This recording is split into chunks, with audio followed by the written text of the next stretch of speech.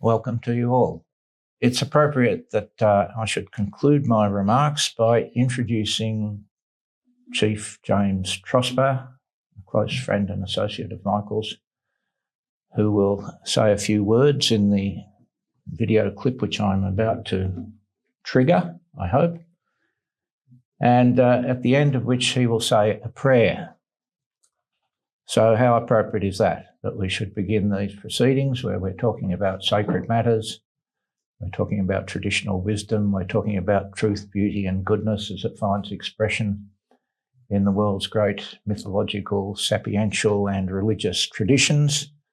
It is altogether appropriate that we should begin with a prayer. So first Chief James Trosper will have a few words to say about Michael's involvement with the Plains Indians, and then he will say a prayer, which will be a kind of launching pad for Michael's lectures.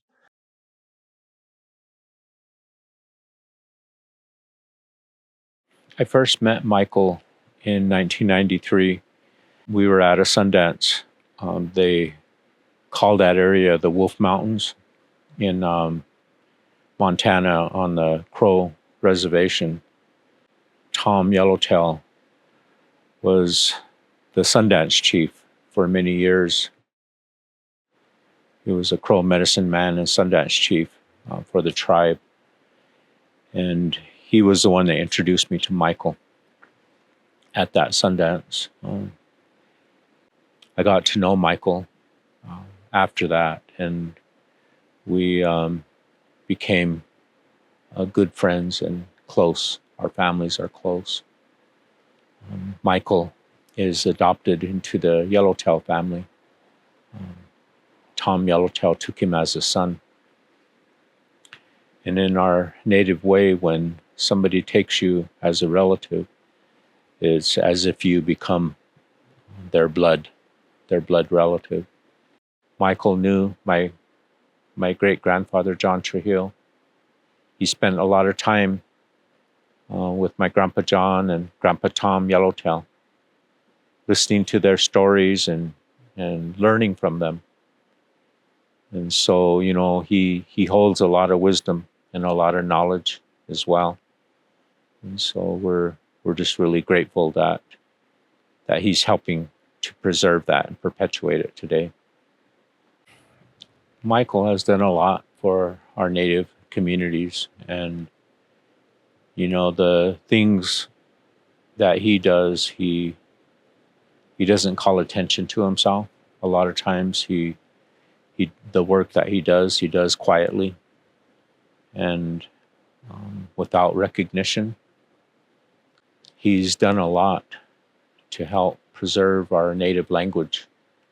An organization that he has supported and helped with over the years has helped a number of different tribes document and preserve their language. And most people don't know that. You know, Michael has contributed a lot. Not only the physical effort and work that goes into it, but also financially, he's helped to preserve our language. And it's something that's really important to our people. It's something that we need. And it means a lot. But what a lot of people don't understand is that, you know, before Michael was involved with the way of belief that he follows now, everything, the timing was perfect in the sequence of his life, and he was able to go into the Sundance with our people and you know, sacrifice, go without food and go without water for 3 days and 3 nights, and to dance during that time and to pray. You know, that ceremony it's a powerful ceremony. It's a hard way to pray. And Michael experienced that. He went through that, and he knows what it is. He has a different understanding and a different way of relating to our people by having gone into that ceremony and sacrificed the way that we do, for him to have that same understanding and to be given the things that he was blessed with for having done that. You know, we're just really grateful to Michael because of all of this work in these areas, our sacred ceremonies, our languages, and education, in the way that he's helped preserve this wisdom and this knowledge from our elders through this book and through the video that he created. I'm going to offer this short prayer.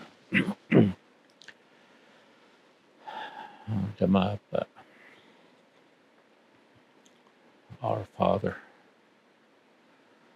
we're so grateful for all these good things that you've given to our people, the sacred way that you've given to us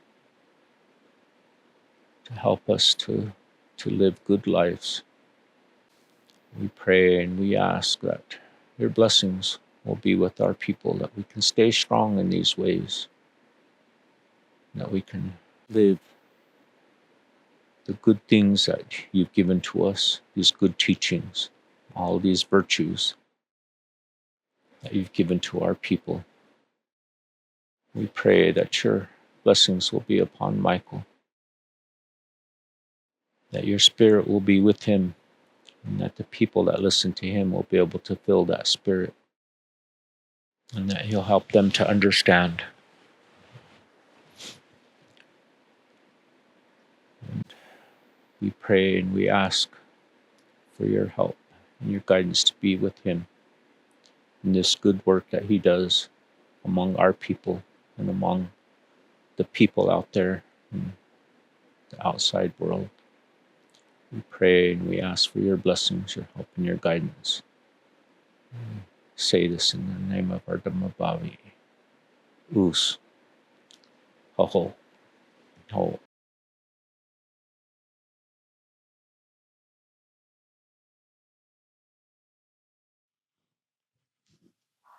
Thank you to Mr. Manar, Harry Oldmeadow, and of course, James Trosper. It's certainly fitting to say a prayer to start talking about sacred things. We're here to talk about Frithjof Schuon. Why are we talking about Indians? Well, what was Frithjof Schuon's relationship to the American Indians? This poem really puts it in perspective. There are three spiritual worlds to which I belong: the primordial world of the Veda, then Sufism, and then in the West, the world of the Indians. Each branch of humanity has something to teach, or every cosmos shines in its own way. Schuon wrote to Chief Medicine Rogue in 47, who's an Assiniboine, love of the Indians is a family tradition. There's a long story about that that's recorded in a biography that I've written. And his feathered son, as Harry wrote, is a masterly conspectus of Indian metaphysics, cosmology, and spiritual life. He has a profound connection to the American Indians. The Schuons and the Yellowtails met in 53 in Paris. The Yellowtails were the first visitors in the Schuon home in Lausanne in 54. This photo is from that occasion. Yellowtail said of Schuon, he's my brother. We are in the same boat in all things. Schuon wrote 3,500 poems at the end of his life and mentioned only 3 names. Yellowtail's name is mentioned 5 times. Sundance Chief Yellowtail was a pivotal figure in Crow life and one of the most admired spiritual leaders of the last century. Susie Yellowtail is enshrined in the Montana Hall of Fame. This photograph is with me and Grandpa Yellowtail. I'm reading the biography of Susie in the rotunda of the State House in Montana, where she is in the Hall of Fame there. I am an adopted member of the Yellowtail family. This is from my first summer there. The differences in the cultures are as varied as the 500 tribes, but there are unifying themes in the diversity. And my intention is to reflect the fundamental volumes of all traditional Plains Indians. What was it like? Primordial world before the advent of the Europeans. Nomadic, epidemic diseases unknown. 30 to 60% of the daily time is all that was needed. So a life in nature punctuated by the hardships. How do Indians conceive ultimate reality?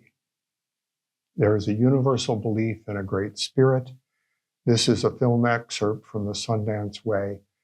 You will see a Sundance chief, a close friend of mine, praying with a sacred pipe while Yellowtail explains the maker of all things above. Akpadadea is the creator, the maker of all things above. Who is above and beyond this world, but who has created and continues to give life to this world?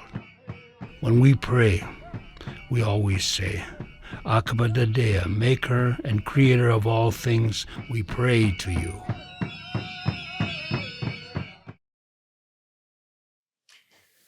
Black elk is the most famous American Indian of the last century. There are more than 1 million copies of Black Elk Speaks that have been sold worldwide. This photo was sent from Black Elk to Schuon and engraved on the back, Mita Kola Hehaka Sapa, my friend Black Elk. Through the intermediary of Joseph Brown, we'll hear more about that in about a half hour's time. We should understand that all things are the work of the Great Spirit. We should know that He is within all things, the trees, the grasses, the rivers, the mountains, all the four-legged animals, and the winged peoples. And even more important, we should understand that He's also above all of these things and peoples.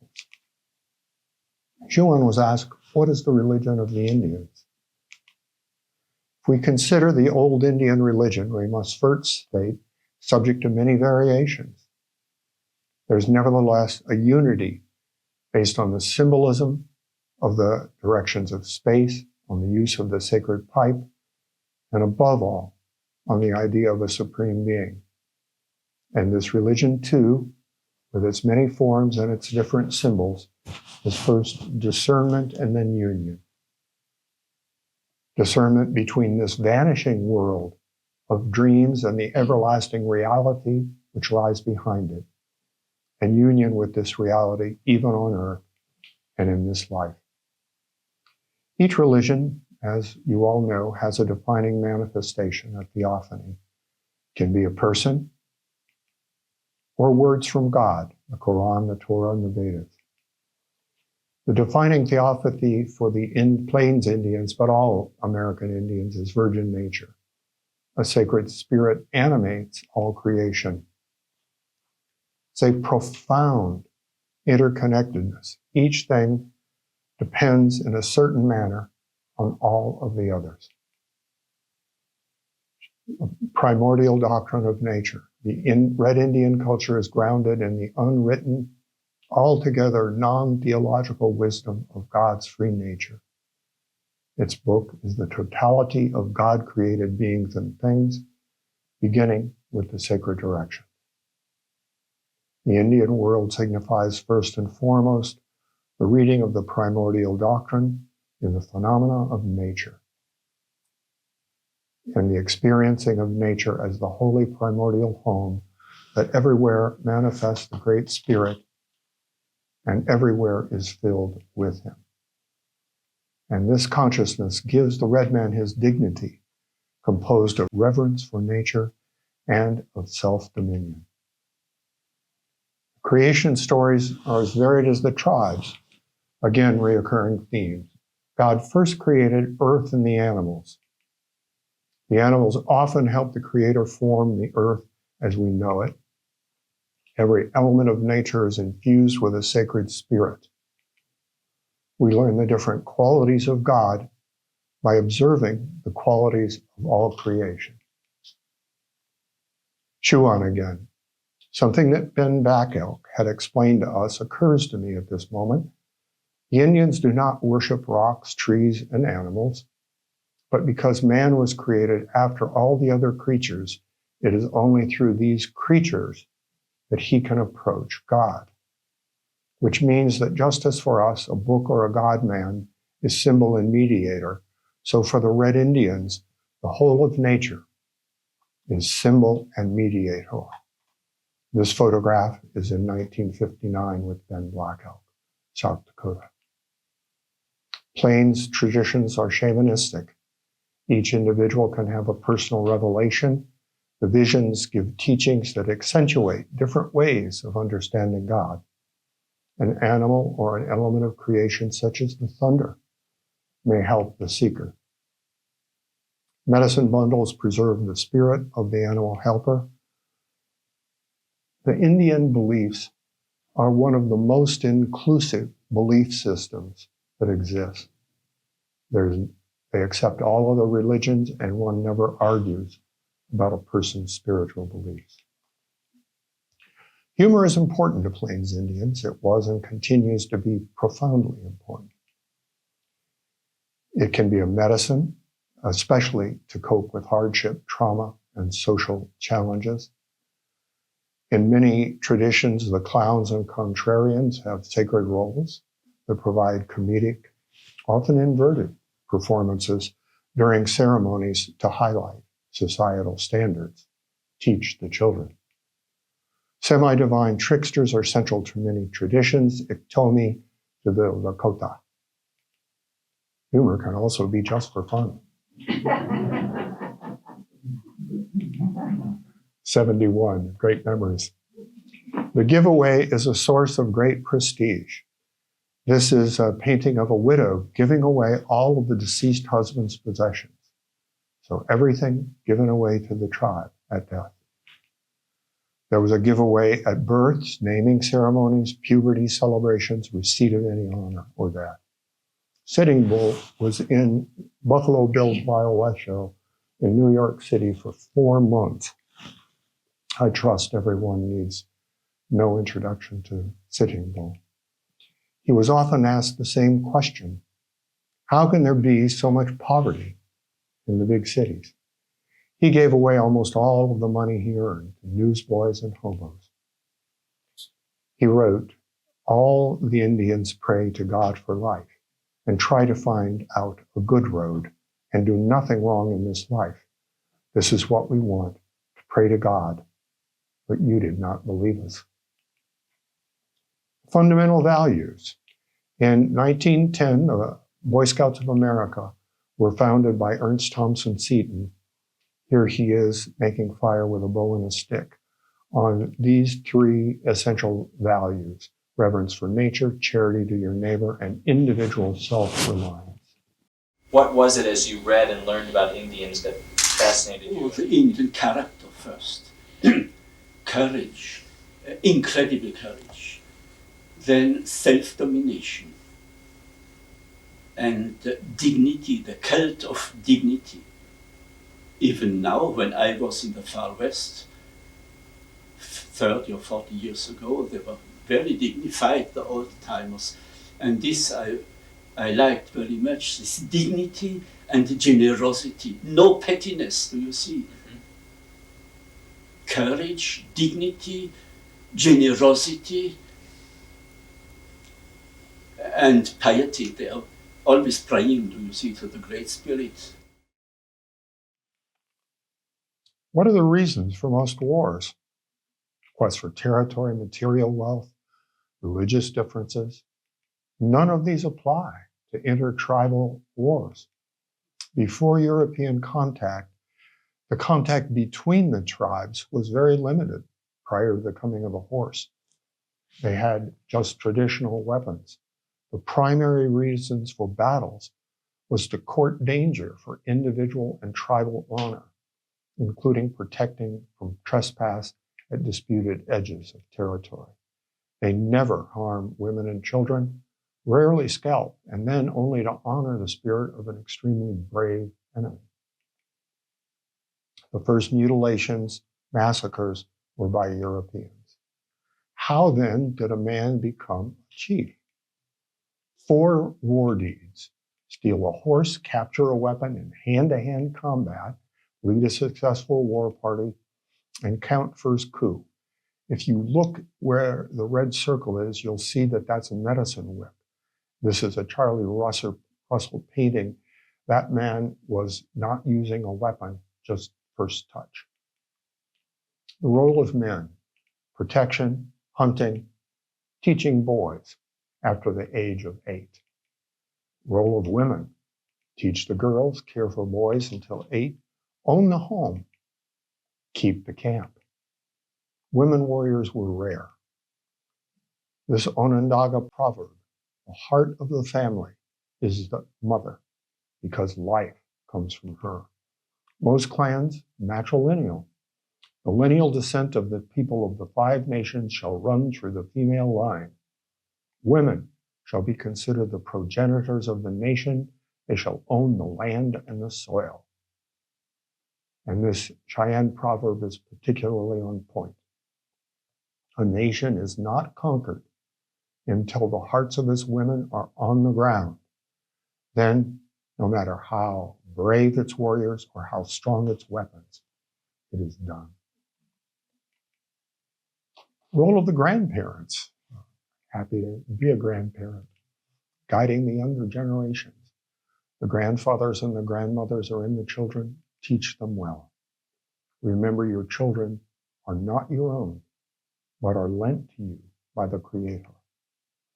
The role of the clan. Ella Deloria wrote quite well about it. I can safely say that the ultimate aim of all Dakota life was quite simple. One must obey kinship rules. One must be a good relative.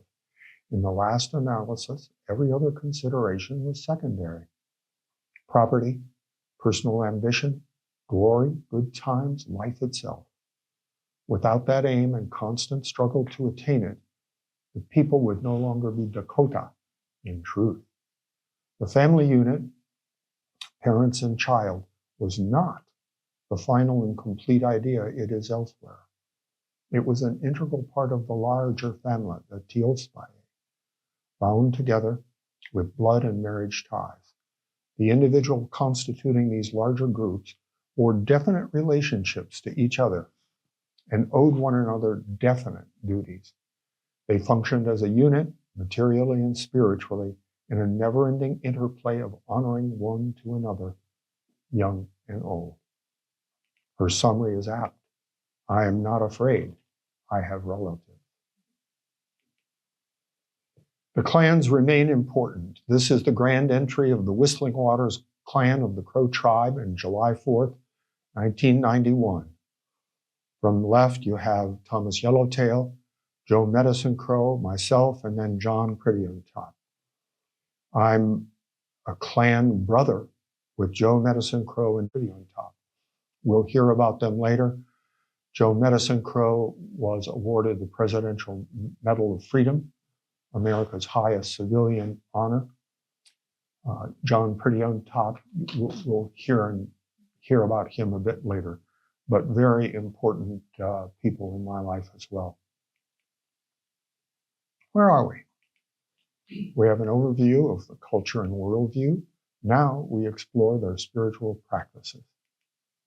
Ohiisa, born in a buffalo hide teepee in 1858 in the wilds, lived the traditional way until he was 15 years old, went on to become a medical doctor.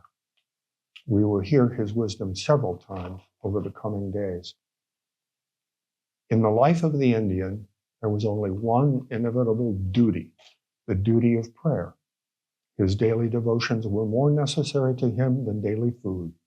He wakes at daybreak, puts on his moccasins, and steps down to water's edge.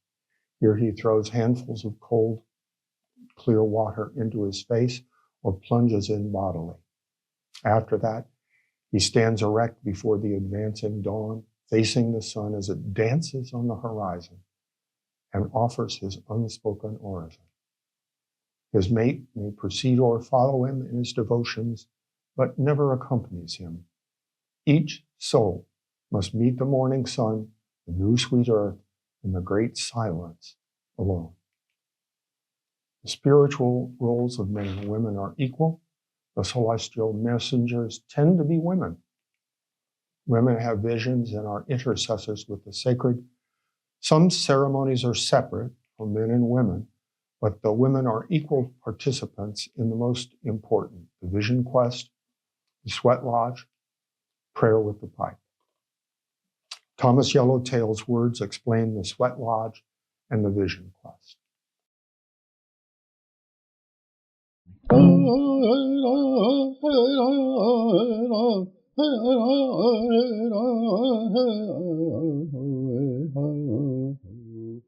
We participate in the sweat lodge ceremony throughout the year to prepare ourselves for the Sundance. So it is an important part of the Sundance religion.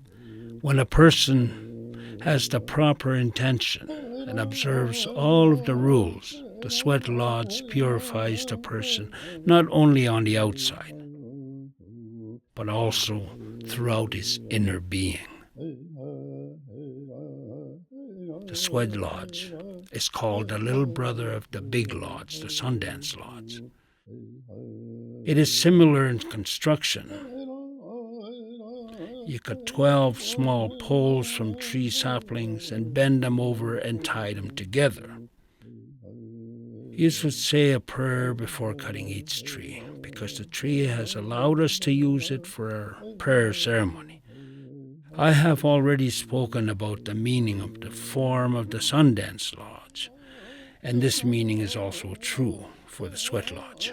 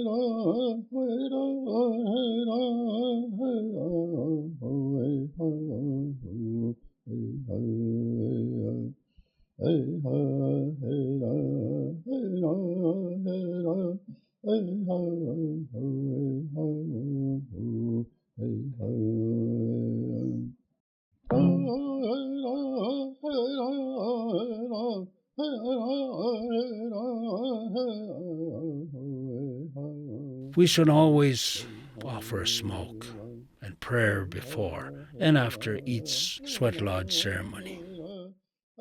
We will bring sweet grass, sweet cedar, or sweet sage into the lodge and purify the whole lodge with the smoke before we start.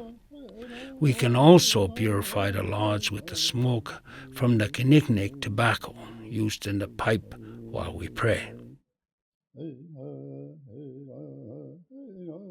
When everyone is in the sweat lodge and the doors closed, we begin to say our prayers.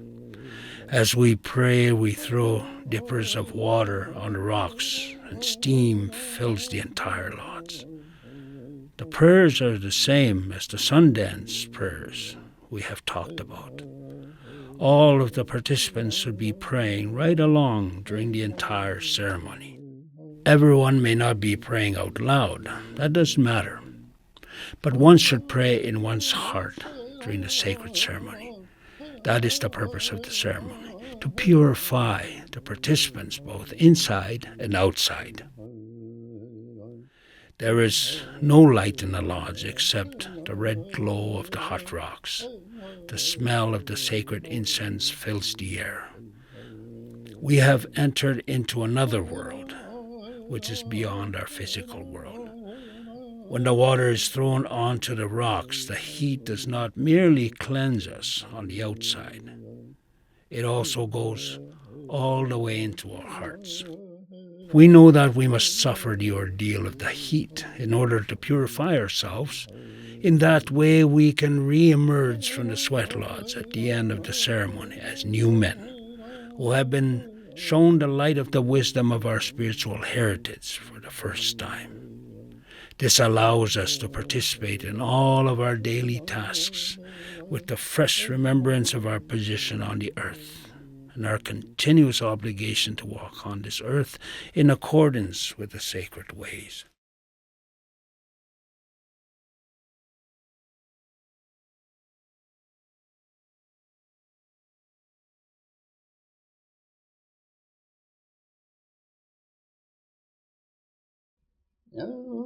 Before a man goes out on a vision quest, he must first consult with a medicine man.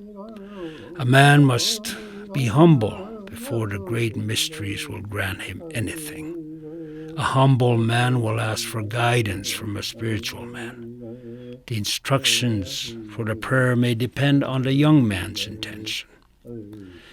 It is very important to undergo a purification before and after every major undertaking. So he must take a sweat bath to prepare for the vision quest. Right after he or she is through with the sweat bath, the vision seeker will go and spend 3 or 4 days upon the hill or high mountain. In the olden days, the man going out to seek his vision would wear a buffalo robe, moccasins, and sometimes a loincloth. When he reached the area of the retreat, he removed all of his clothing and was exposed to nature, unless he covered himself with his robe while he slept. I instruct those who ask my advice to follow the traditional way of the old-timers. When a person is on a vision quest, he must have certain attitudes and intentions for his prayers to be sincere, and then he must carry these over into his daily life. If you participate because you know the purpose of the rites, and you want to express your gratitude and love of the sacred ways, then you may eventually receive a great reward. For those who have been sincere in the solitary invocation, Akbadadia will send a reward in the form of some medicine power. There are many different medicines a person can receive in different ways, different animals, different birds, or one of the powers of the universe. When a person returns to the world after a vision quest, he must take a sweat bath, using sage to purify himself again before he gets back among his people. Then the meaning of the vision must be explained by the medicine man at home. The medicine man knows what must be done by the recipient of the medicine in order for him to protect it. The recipient of the medicine usually is instructed to make a medicine bundle that will preserve and protect the medicine power. These bundles serve as a constant reminder of the spiritual gifts we have been given and the corresponding attitudes which must always be present in order to safeguard our spiritual blessings.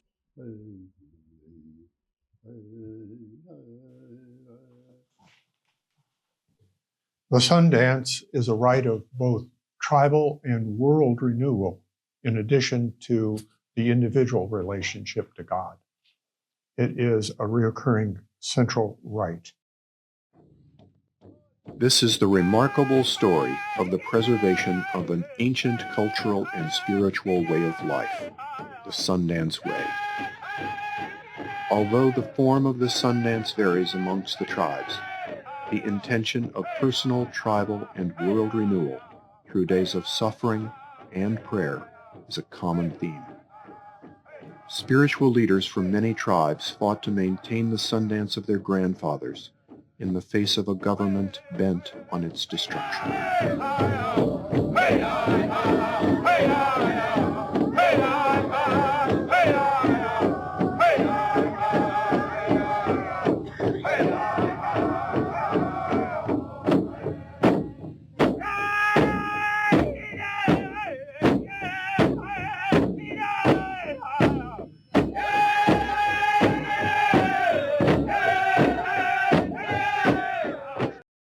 The entire film, The Sundance Way, is on the World Wisdom YouTube channel. It's 45 minutes long, but it's available there for free. Schuon wrote of the opening of the Sundance, "It was one of the most powerful things I have ever witnessed. The consonance of all these impressions, the Sundance tree under the starry sky, the flickering fire, the thunderous drumming, the wild, proud singing, whose melody cascaded from high to low, the wonderful and timeless figures and faces resulted in a truly grand and majestic image, indeed as powerful a one as senses or imagination can grasp." The Sundance is a prayer for the whole community. At the bottom here, you have the 3 stages of the morning ceremony for the Crow and the Shoshone. Starts with a greeting of the sun, the 4 morning songs, and the sunrise prayer. As Schuon writes, the Sundance, in a sense, is a prayer of the whole community. But various tribes believe that without the annual performance, the world would end. For those who dance, it is a union with the Great Spirit. And afterwards, the Sundance should continue as a spiritual vibration in the heart. It is a symbol of our connection with God. In the Sundance, we are like an eagle flying towards the sun. Like him, we are above earthly things, in the pure air of the high mountains, in a holy loneliness with our Creator. The Sundance attaches us to the Great Spirit. Those who have attended it can never forget it. Where are we? We have an overview of the traditional culture. For the next section, we're going to talk about 400 years of Indian history, and I'm going to go through it very quickly. The summary is this: a primordial world goes up in flames in the conflict with modernity. Pilgrims arrive in Plymouth Rock, 1620. 1621 is Thanksgiving. The Indians save the Pilgrims, Wampanoag Indians. In the next almost 50 years, it's the standard situation where the English encroach, their cattle trample the Indian corn, empty promises do nothing. Finally, an Indian kills the marauding cow. Colonists kills the Indians, retaliations. King Philip's War, many tribes tried to remain neutral, but the colonial army massacred a neutral Narragansett village in a surprise attack. The bloodiest war in U.S. history on a per capita basis. 2,500, 5% of the colonists were killed.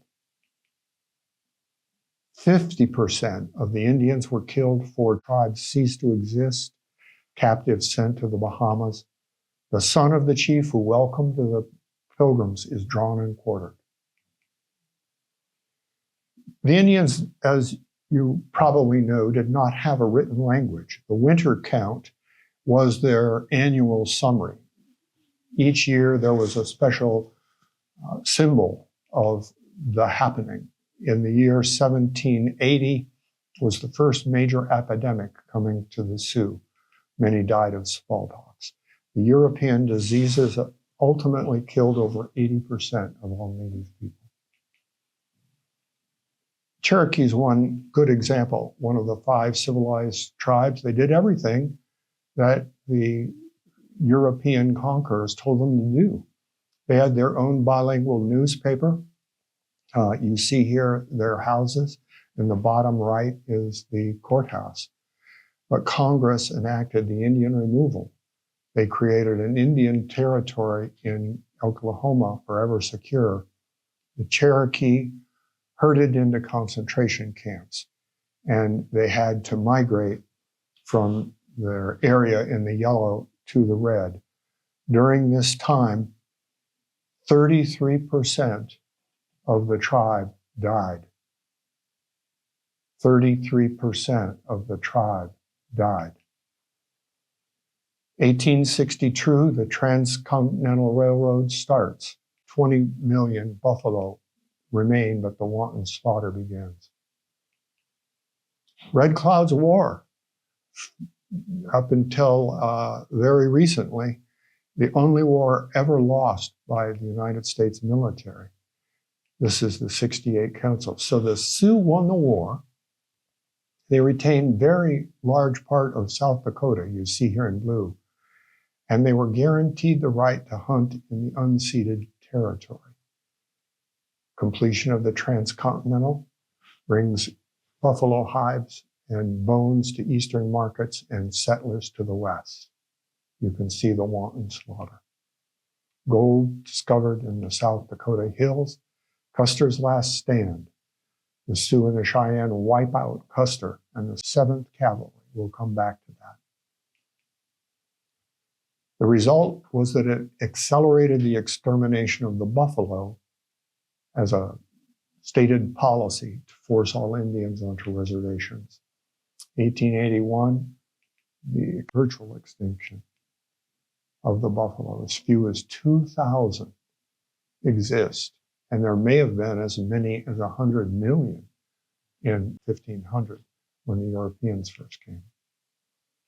This is the loss of something ineffably sacred. It was not just the source of material needs, including food, shelter, clothing. It was holy. It was the sacred representative of Mother Earth. Here you see the buffalo on the center pole of the Sundance Lodge. The deliberate extermination of 20 million from just 1862 to 1881 utterly crushed the sacred world of the Plains Indians and forced the last nomads onto reservations. This is a wound in the heart of all Plains Indians. Sitting Bull surrendered. This is his home on the Standing Rock Reservation. The Secretary's orders of 1884 are very important because they outlaw all sacred ceremonies, only allowed small social gatherings. Geronimo was the last of all Indian warfare in the West. By the mid-1880s, you already have large industrialization in the West. By the mid-1880s, many now tribes have moved to Indian territory. Again, they promise forever secure and guaranteed for the tribes. But in 1887, the Dawes Act allots 160 acres for a farm and 80 acres for a ranch, and all excess land was to be given away under the Homestead Act. Oklahoma land rushes gave away 7 million in one day, 15 million in that short period of time. Forever secure meant 50 years from the time of the Trail of Tears. Then you have a 50-year period of forced cultural assimilation. Each family arbitrarily assigned to one or another Christian denomination. The children are forcibly taken from the homes. There's a long story about Tom Yellowtail being hid in the mountains by his grandmother, and he was found by the Indian police. Teaching only goes to the 6th grade in most reservation schools, and most time is spent working. Kill the Indian to save the man. It's a slogan at Carlisle Indian School. The girls here are gathering husks, and this is the Navajo boy 2 years later. Cast off clothing, no native languages, severe punishments. Susie Yellowtail tells the story that on several occasions she was found speaking Crow, and the punishment was that she couldn't see her parents the next weekend. But the parents don't know that, so they're going to go 20 miles on horseback or by buggy to this Indian reservation school, and then they're going to be told that their daughter can't see them because she's speaking the native language. Imagine what that would be like. Families subsist on government rations. The ration day, again, requires travel from up to 20 to 30 miles away by buggy or by horseback, and then they have to wait. Terrible conditions. Never got the promised goods. In 1890, you have the Wounded Knee Massacre. This is the camp at Wounded Knee where it happened in the year following the massacre. This is the burial of the dead in a mass grave afterwards. There were peaceful ghost dancers who were traveling from the Standing Rock Reservation to Pine Ridge. They were stopped in this valley here by the military, the 7th Cavalry. Where have we heard that again? Custer's old troop, now reconstituted. And they literally wipe out, except for a very few survivors, the entire group. The last vestiges of Plains Indian morale are utterly crushed. At this point in 1900, 237,000, very few people, surplus land still being given away. This 50-year period is important. For the Crow, they literally did not practice their ancestral Sundance for that 50 years, and it was completely lost. The Sundance that they now practice is the Shoshone form that was preserved by John Trujillo, whose photograph you saw in the introductory clip. This is a typical home on the reservation in 1890. The role of the men is completely taken away, and alcohol becomes a refuge. The role of the women exponentially harder, leads to a stereotype that women have a second-class status. Each family was arbitrarily assigned to a Christian denomination. Interesting, the native peoples generally respect priests because they see they're sincere. Most priests and missionaries are exclusivist and reject all native traditions. Native faith is inclusive. So the Indians ask, what are the teachings of the religion? They conclude, there's no difference from our teachings, but the whites do not follow Christ's teaching. The Indian Reorganization Act. This is John Collier, who's the architect. He's responsible for the Indian New Deal. It was controversial because it didn't go nearly as far as most people wanted, but it repealed the Dawes Act and the Secretary's Interior Orders of 1884. This is crucial. The Indians can once again openly practice their traditional culture, but each reservation can establish a tribal government, but very limited powers at this point. So the mid-30s to 40s, the low point. Over 90 million acres of Indian reservations was taken away. This is land forever secure, taken away during the Dawes Act.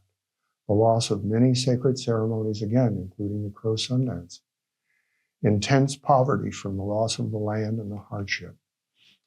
The report to the Indian Bureau of 45, written by John Neihardt, who was a famous friend of the Indians. The Oglalas simply are not any longer a tribe in the social sense. Their old culture is dead. They recognize no leader. They are mostly just poor people living together in a land that cannot support them all and laboring under psychological, social, and economic hardships. Where are we? We've got an overview of a variety of different things: culture, spiritual traditions, history. Now we learn Schuon's role in perpetuating the spiritual traditions. Then we will see the winds of culture. So we've spoken about this before. Black Elk Speaks is the most famous American Indian book ever written. The acclaimed story of Lakota visionary and healer Nicholas Black Elk. It was published in 32 and remaindered in 34. And all of the copper plates that it was printed on were melted down for war efforts. So it was completely out of stock for 30 years. Almost no one was interested in Plains Indian culture during the late 30s and 40s, with one exception. In 46, Joseph Brown wrote to Schuon for spiritual advice. Schuon asked Brown to send him books on the American Indians. Black Elk Speaks was one of the books sent to Schuon. Schuon then asked Brown to find Black Elk because Schuon thought the Lakota holy man had more to say. Brown answered the quest and found Black Elk in 47. One result is the Sacred Pipe, Black Elk's account of the 7 sacred rites of the Oglala Lakota. Schuon wrote the introduction to the French edition. In 1947, Black Elk officiates at week-long ceremonies. I should say that all of this information is preserved with extensive correspondence that Brown wrote to Schuon and John Murray, some to Whittle Perry as well, close friends of Schuon. And without those letters, we would not have the contemporaneous record, which is documented. Many of those are in Harry Oldmeadow's book, Lakota Visionary, Black Elk Lakota Visionary. I highly recommend it. So with Brown's support, Black Elk officiated a week-long series of ceremonies attended by over 100 old Lakota from all the Sioux reservations. Brown's letter to Schuon explains Black Elk's role. Never have I seen a priest officiate at a rite with more dignity, confidence, and majesty. Many of the old men, still strong and handsome, now rose and one by one gave a short speech, most of them expressing that they had neglected the pipe given to them by Wakan Tonka, and that it is now a necessity that they use it once again. It was agreed that the pipe of every old man be handed down to the most worthy of his descendants. I believe these ceremonials may be more important than the actual book, The Sacred Pipe, in revitalizing Lakota spiritual traditions. Now, Schuon's influence helps preserve the Crow spiritual traditions. This is a picture taken in our front yard in 1980. 1 month after Schuon's immigration to the United States, and the Yellowtails are the first visitors to see Schuon in that time. So Schuon introduced Joseph Brown to Yellowtail in the 50s. I was Brown's teaching assistant at Indiana University. Brown arranged for me to spend the summer of 71 living with the Yellowtails. I was adopted, as you know, into the family. And then Yellowtail introduced me to Schuon. Schuon supported my recording of Yellowtail's biography. The result, Yellowtail's words and images preserve the Crow Sundance for future generations.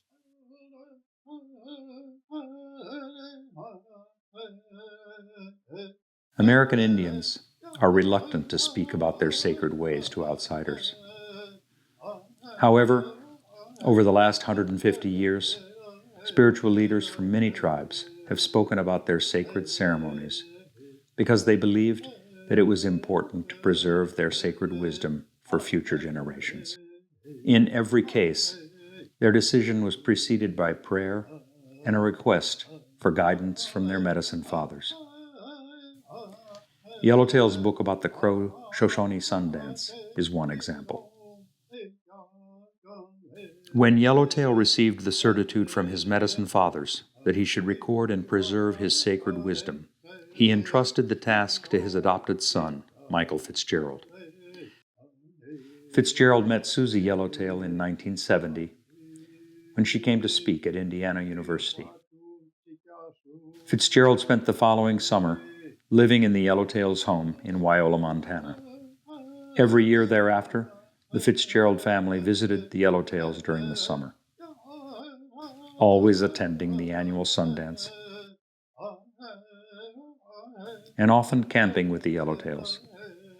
For the rest of the Yellowtails' lives, they spent 2 weeks each October in Fitzgerald's home in Bloomington, Indiana.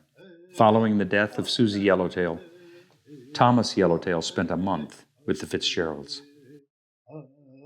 Yellowtail gave Fitzgerald permission to photograph the annual Sundances he attended during Yellowtail's life.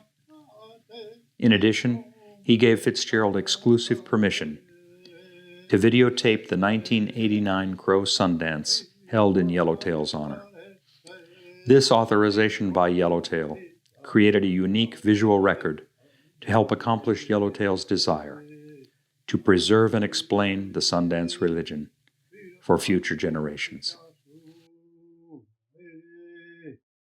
Yellowtail's permission to produce and sell the film and books that he helped to prepare was on condition that all profits from those projects be donated to various American Indian charities. During his visits to the Fitzgeralds' home, Thomas Yellowtail regularly spoke on videotape about the Sundance, Vision Quest, Sweat Lodge, and Daily Prayer. He also made use of these taping sessions to explain and sing important ceremonial songs in order that they be preserved correctly. In addition, Yellowtail encouraged other Crow and Shoshone elders to speak on tape about the traditional ways, in hopes of awakening American Indian youth to their spiritual heritage.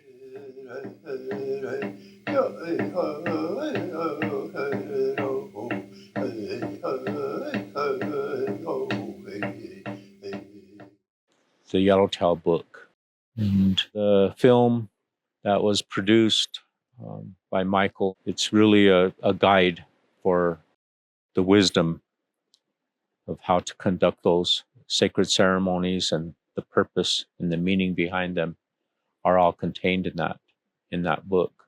It shines a light on the path that helps us to be able to return back to the Creator. The Yellowtail book. It's really a guide, not only for those of us that are on this path, but for our young people. It doesn't matter if they come from a family that has lost those traditions, because all of that knowledge and that wisdom is contained in that book and is preserved there. And so even if they weren't raised in a family that taught them those traditions, they can read that book and learn. The Yellowtail book is very valuable, not only to our people, but it will be a help and a guide to other people, and maybe help them get closer to their own religion and their own beliefs. Each Sundance is a miracle. No book or film is responsible for perpetuating the Sundance way. Very important point. It is the sincerity and sacrifices of the Sundance chiefs, the participants and their families, that keep the tradition alive. Each Sundance is a miracle in the midst of the modern world. Disclosing esoteric truths while protecting esoteric practices. It's a trick. The knowledge of how to conduct sacred rites was historically limited to the leaders of the respective traditional societies, thus esoteric in nature. Indian spiritual leaders who have publicly disclosed that esoteric wisdom are not alone. Schuon recognized that those who have the ability to speak with authority about esoteric truths are now obliged to do so. One of the paradoxes of our times is that esoterism, discreet by the force of things, finds itself obliged to assert itself publicly for the simple reason that there is no other remedy for the confusions of our time. For, as the Kabbalists say, it is better to divulge wisdom than to forget it. At the same time, the Sundance Way must be preserved for Native people and protected from the casual non-Native spectators and participants what Yellowtail called Hollywood Indians. Schuon advised strict limits on non-natives attending a Sundance. Yellowtail explains, "We cannot allow non-Indians to interfere with our religion. I have heard many Indians complain about white participation because of some bad experiences. It troubles me to have this problem because some non-Indians are sincere. The best way to limit non-Indians to only those who know the 4 morning songs that we sing at the sunrise ceremony. These songs should be known by every dancer, both Indians and non-Indians. If someone has taken the trouble to learn these songs, then they will have shown that they have a good intention. It may be that this prevents some non-Indian who has a good intention from participating for 1 or 2 years until he has taken the trouble to learn the song. But this type of rule will encourage everyone to learn about the religion if he really wants to follow it." So the winds of change start. I'm going to go very quickly here. You start to have more Sundances, powwows. Where are we? We have a variety of overviews, including Schuon's role in preserving the Plains spiritual traditions. We now turn to the experience of the last 70 years, marked with triumphs and tragedies, but I'm only going to touch on a few salient examples which are circled in red. So the winds start to blow. In 1970, it's almost too hard for me to believe, a government study documented that 3% of all Indian women of childbearing years were sterilized in government clinics without their knowledge in a 3.5-year period from 73 to 76. Connie Yellowtail was a dear friend, and she told me that a friend of hers went to the local clinic for an appendectomy and then couldn't have children and went to further medical advice and was found that she had been sterilized without her knowledge. Think about this. 3% of all women across the United States of childbearing age were sterilized without their knowledge in a 3.5-year period. How could that have happened without widespread coordination at some governmental level? Because these are all government clinics. Why wasn't someone prosecuted for these crimes? The winds start to blow forward. There's a series of laws that empower Native people, all very good. In 80, the Supreme Court ruled that the U.S. illegally took the Black Hills from the Lakota. They awarded the Sioux tribe $110 million. They refused to take it. So it's currently over $1.3 billion in a fund with aggregated interest. Is this a proof of reverence for virgin nature and a disdain for worldly riches? But what an injustice. Congress issued the misplaced trust funds. The report states that at least $2.4 billion was lost by the government administration of the Indian trust funds in just a 19-year period, not including interest. Billions more untraceable over 100 years. In 2010, all these problems uncorrected. And so an explosion of interest in traditional ceremonies in the 70s and 80s. Multiple Sundances occur now on many reservations, powwows throughout the country, and irreversible momentum for traditional cultural renewal. But only 1% of the land in the continental United States remains in Indian ownership. The trust fund lawsuit was finally settled.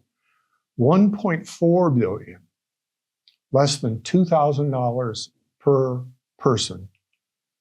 Recall, at least $2.4 billion was unaccounted for in just 19 years, not including interest. So is that fair? Today, the circumstances on the reservations are complex and multidimensional. Lowest life expectancy, violent crime 250% more, poverty. 36% of the Indian families with children are below the poverty line.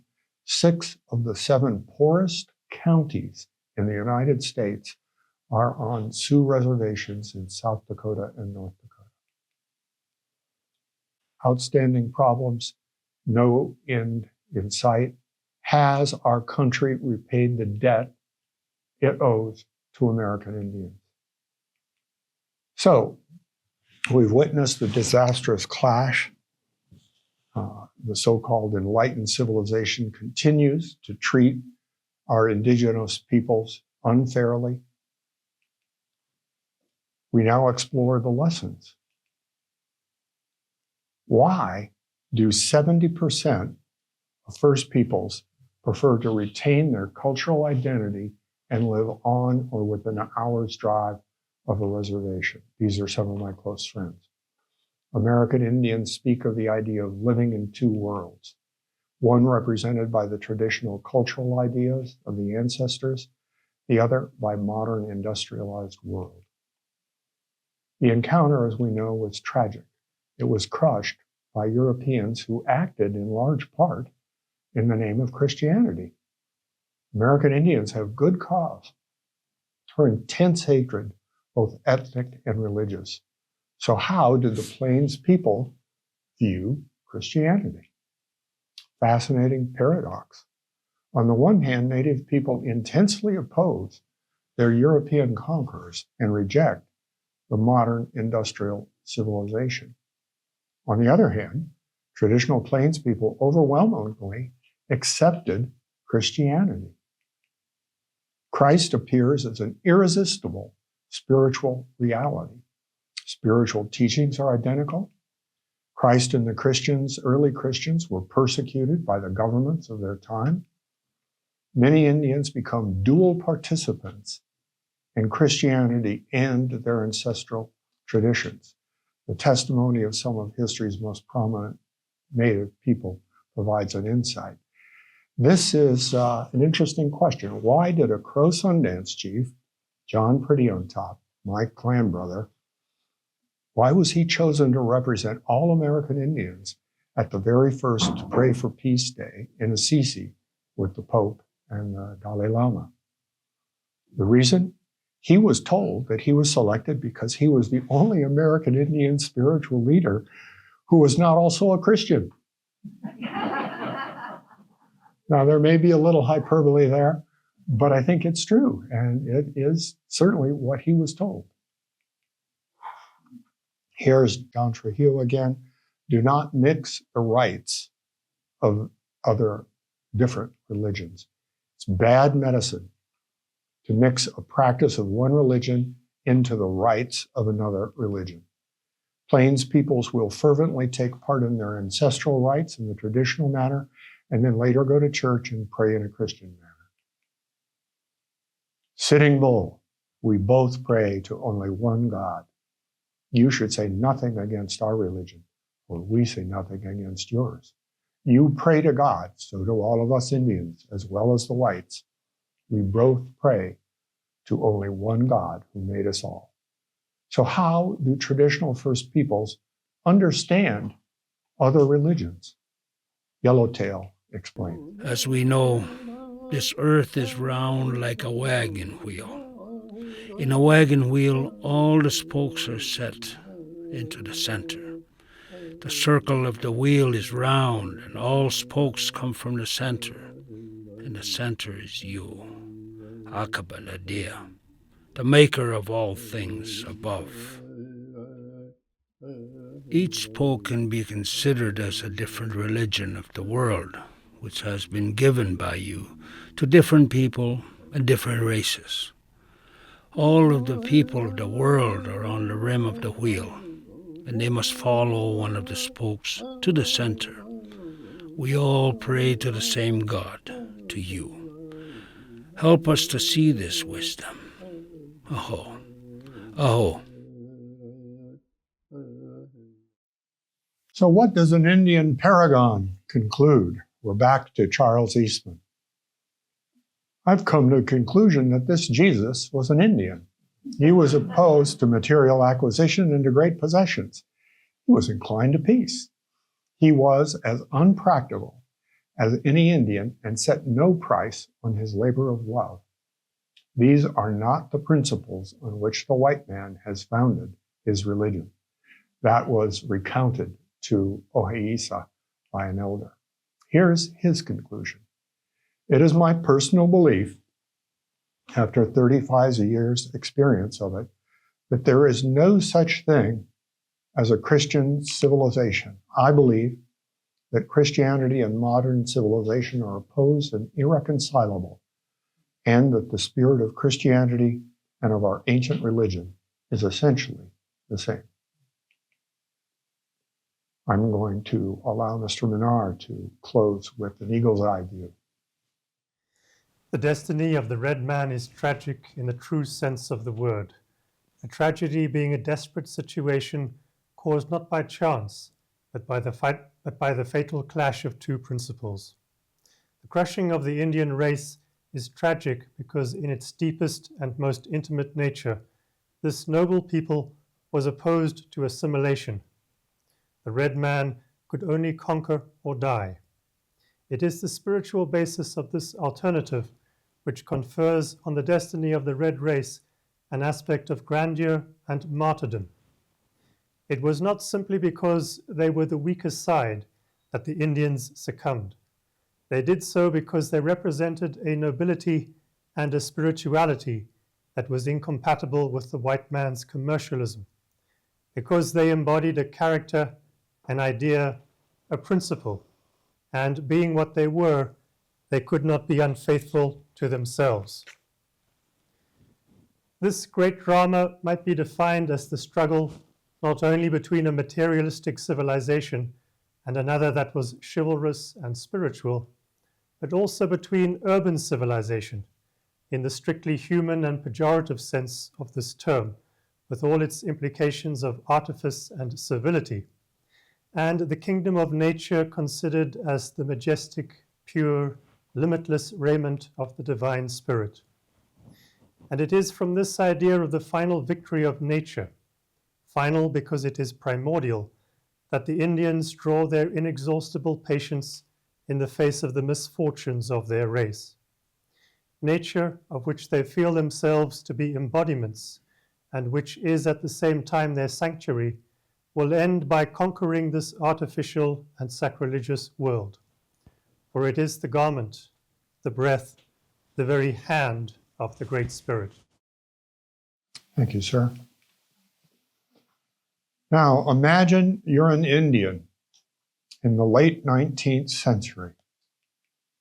You witnessed your traditional culture being destroyed. Your environment has been desecrated.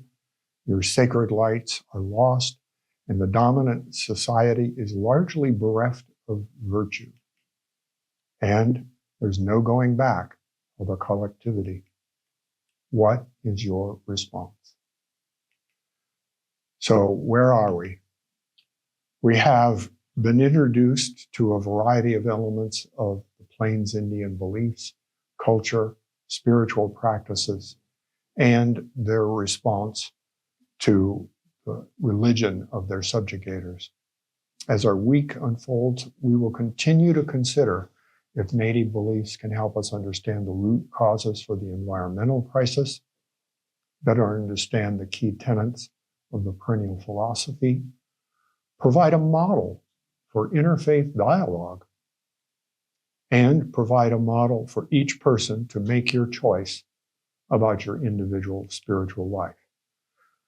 As we begin with a prayer, we end with a prayer. This is Dr. Joe Medicine Crow.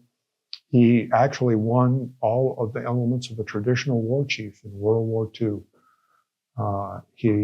Ken Burns gave him about 8 or 9 minutes in his documentary on World War II.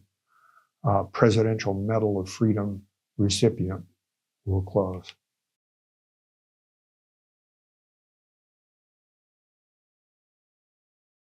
This project of yours is going to help a lot of people. So I'll be glad to do my part with a Crow Indian prayer. Kahe, Mago Koresh, Bazit Bir, Idris Bari, Hila Kashat, Hile Mastridu Mo Dek Dukatu. Duk, Begisaket, Shidat, Tom Yellowtail. So, Heavenly Holy Spirit said, today it is my pleasure to have talked to Mike and his son there about the life of Tom Yellowtail, particularly about his work in the Sundance Way. They are doing this to carry on Tom Yellowtail's legacy of helping people through the Sundance Way. So I pray for these friends of ours from Indiana that they may go home, get home safely, and complete their work. Aho, aho. The Lakota have a phrase, Miktakoye Oyasin. It's difficult to translate. It can mean all things are related or we are all relatives. And it is the way that they often close any important talk. So, Mitakoye Oyasin.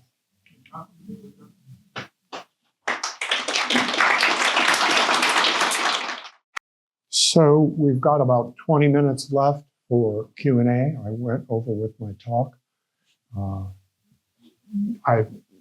Did you get, you have? If there are any questions on paper, please pass them forward to me.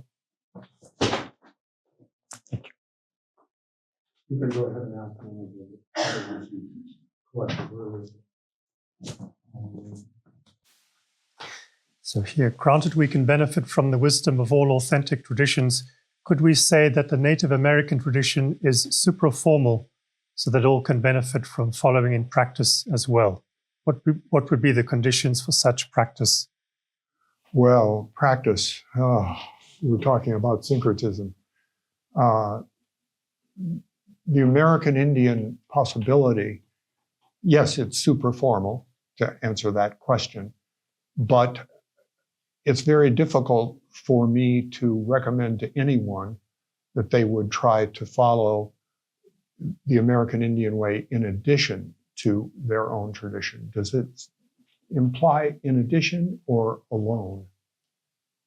The question. As well. As well. So it seems like it's in addition. Once you start talking about practicing two religious traditions, you're on a slippery slope to heterodox syncretism. There's a lot to be said. We will touch on that again on Thursday when I talk about new religions and what defines an intrinsically orthodox religion. But Schuon's recommendation is to follow one intrinsically orthodox religion and not to blend it. There's two issues here. One is the syncretism, and the other is eclecticism. To a certain extent, we all follow eclecticism because we'll look at different sources for ideas, and an idea from a Christian tradition may enrich us, very much as you had with classical Greek wisdom influencing Christianity and Neoplatonism influencing Sufism.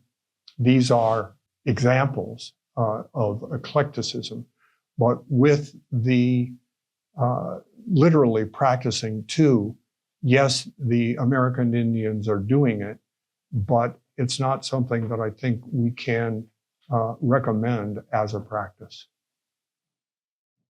The second question is about dual participation.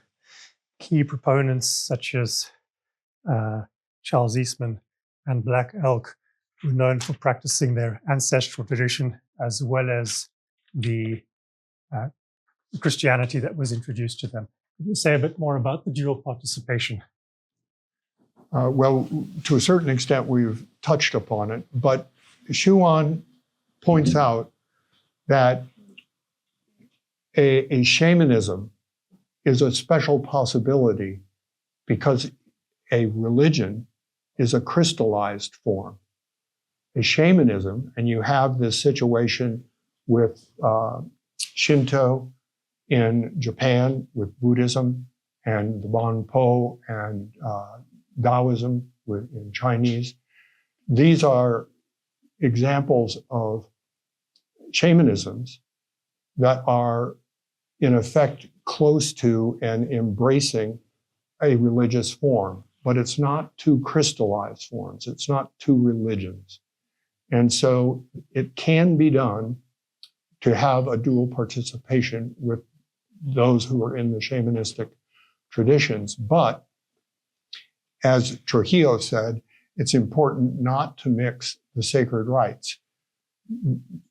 Do one day and then one another day, but don't mix the practices of the sacred rites. One moment. Syncretism and dual participation comes up frequently when I give a talk. So I've got some quotes here. And I think it's important to start just on my own that Schuon is against what I'll call a pick and choose, where you look at all religious traditions and I like this rite, I like that rite, and you put together from a smorgasbord of possibilities. That's out. His criteria for an intrinsically orthodox religion is threefold: divine origin, adequate doctrine, and effective spiritual method. Again, we'll talk about that on Thursday. But here's what he has to say. Syncretism is a perspective which mixes different religious elements. This may not be a bad thing, and we have a certain right to do it slightly without disturbing orthodoxy. Some Orthodox Sufi orders adopt Negro music and are Orthodox nonetheless. If an Orthodox Muslim displays the arts and crafts of another traditional culture in his home, he is being syncretic. However, if you mix the doctrine or the rites between religions into one methodical practice, it becomes heretical. So, recommend against it. Find your religion. You'll hear a lot more about that on Thursday from both Schuon and Yellowtail. Could you compare the Sundance to religious rites of other religions, pilgrimage, for instance?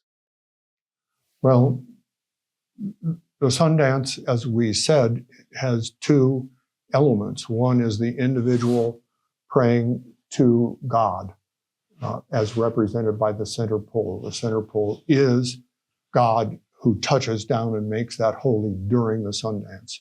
So that individual traversing, where you're running toward the center pole and backwards, you saw some of that in the clips.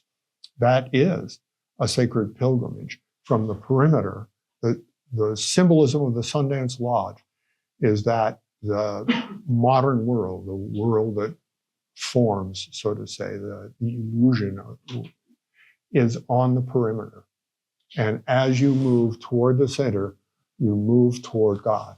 So the very image of the Sundance is a pilgrimage toward God. That's an important point to keep in mind. There's another question here. From the Native American perspective, there is a harmonious relationship between man and nature, one with kinship and alliance. In modern world, so-called environmentalism, devoid of spiritual connection with nature, isn't saving the planet. Can the Native American outlook bring about any paths to a solution? Well, I'm not optimistic that there will be any solution of a collectivity of our problem with the environmental desecration. Tomorrow, we will view that in more detail with a number of quotes from Schuon.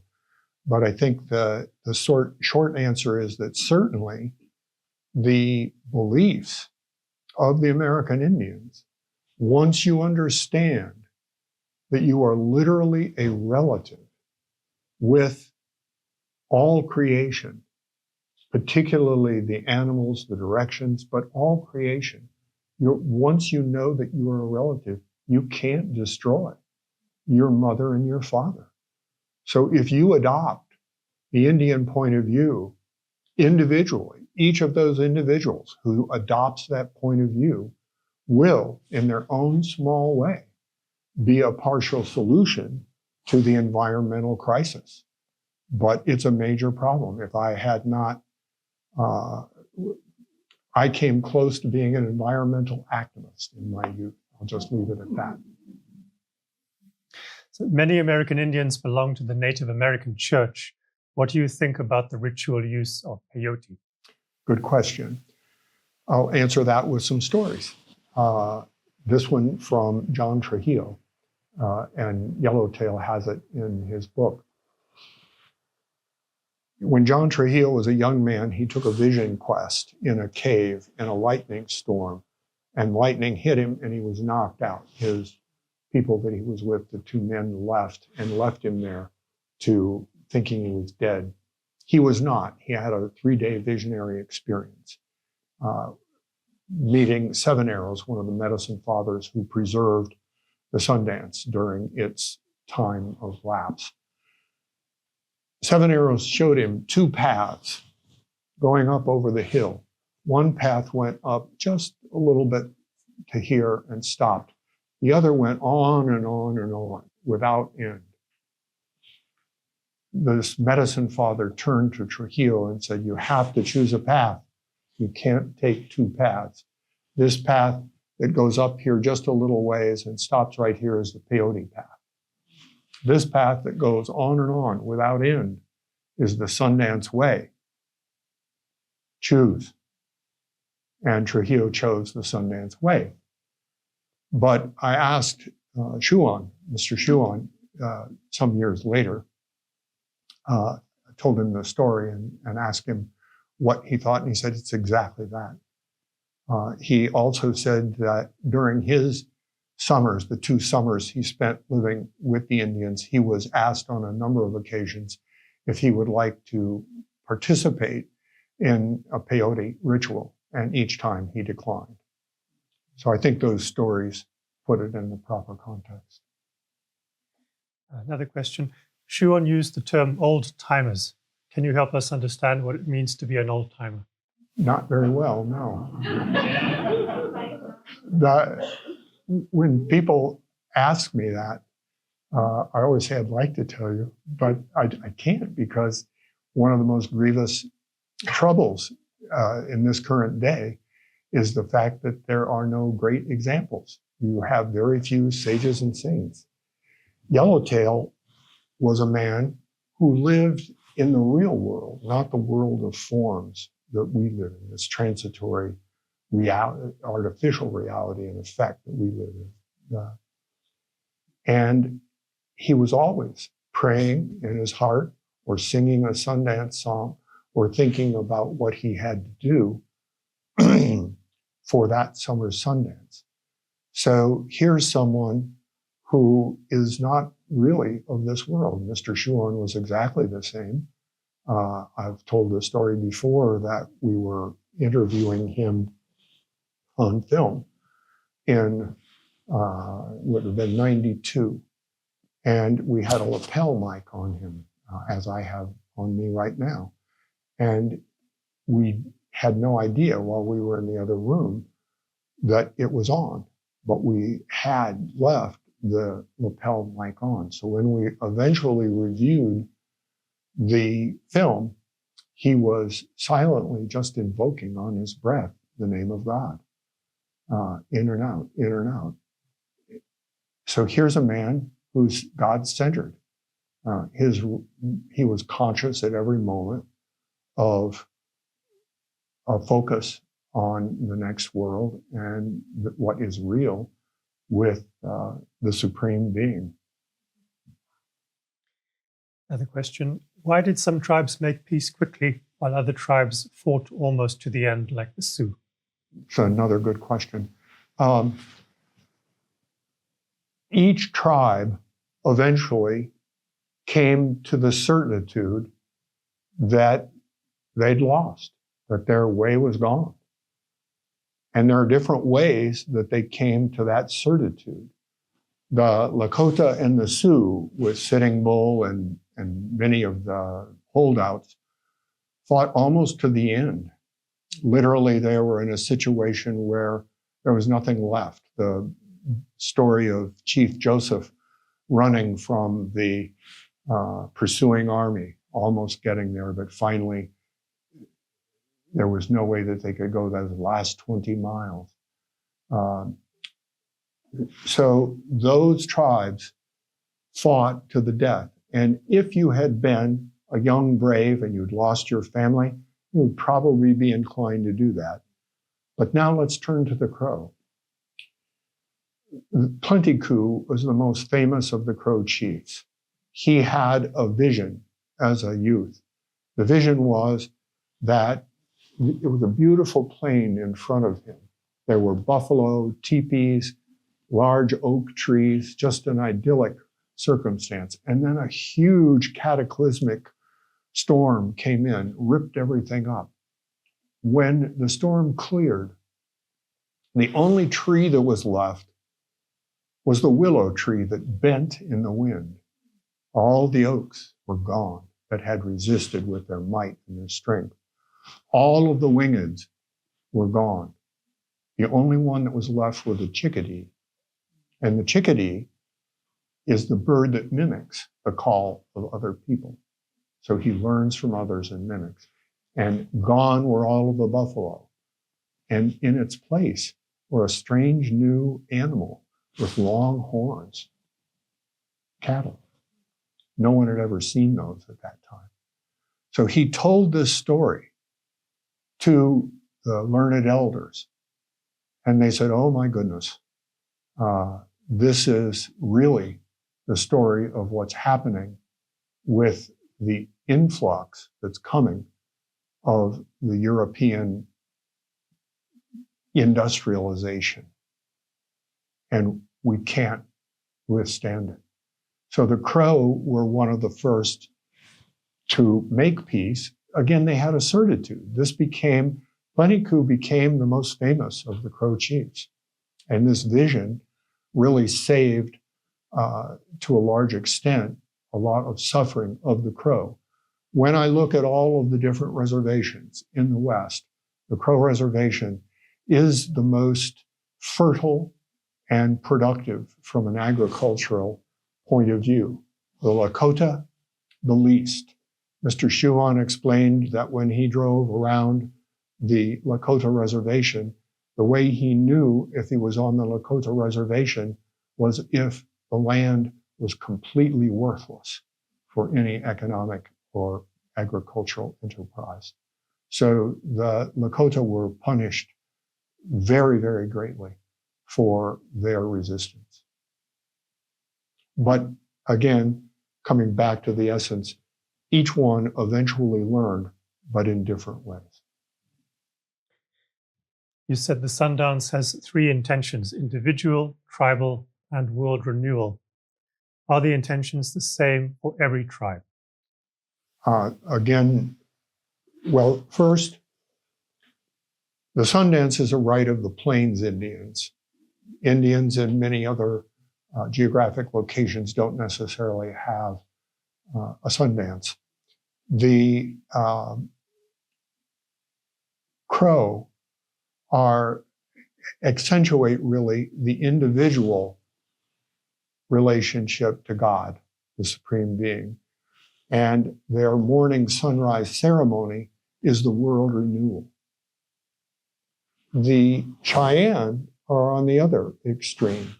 There will be very few Sundancers in a Cheyenne Sundance historically.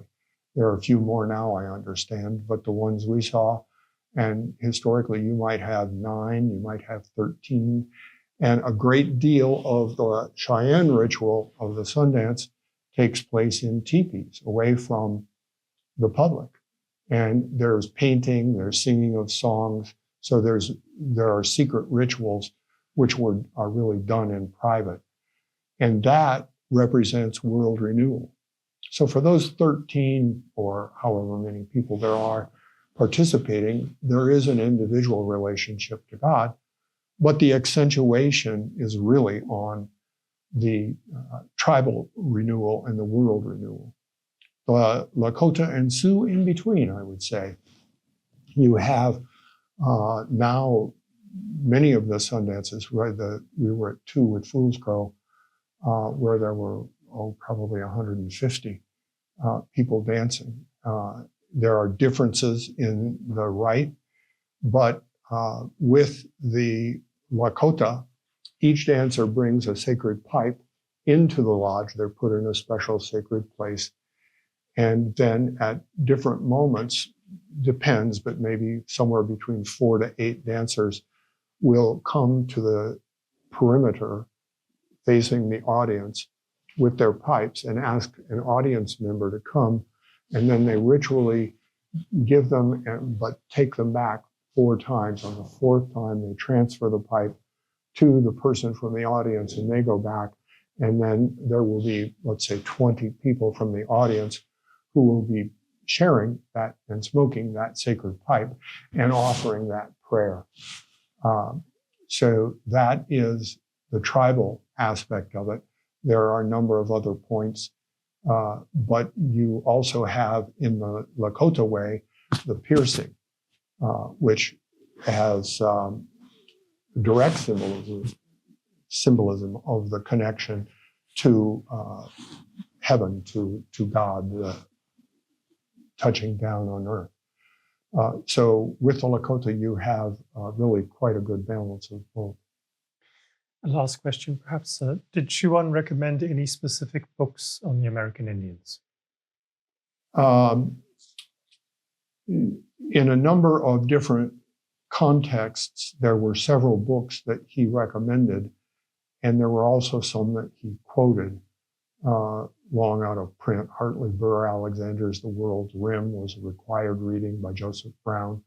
Mr. Schuon quotes from it. But I would say that the 2 Black Elk books are central. The Yellowtail book he wrote in a letter after he read it, that in a certain way it completes the 2 Black Elk books. So those 3 were central. He really liked Luther Standing There, My People the Sioux, and Land of the Spotted Eagle. Highly recommended.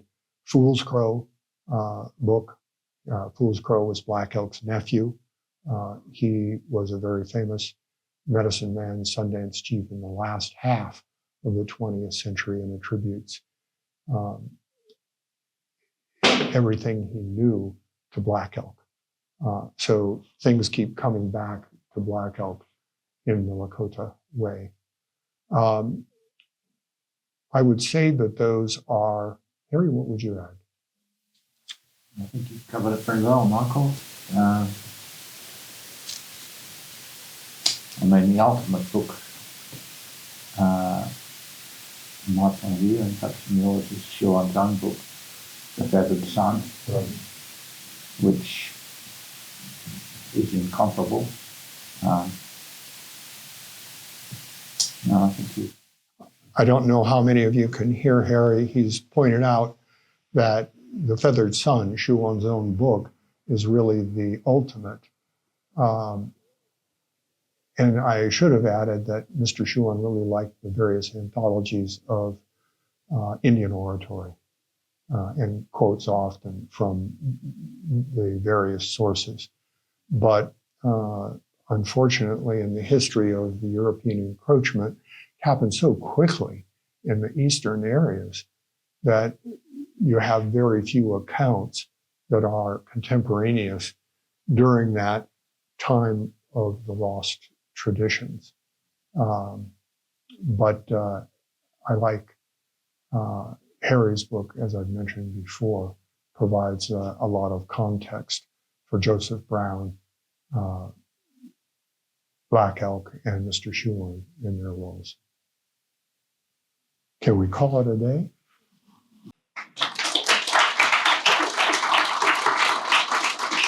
Thank you.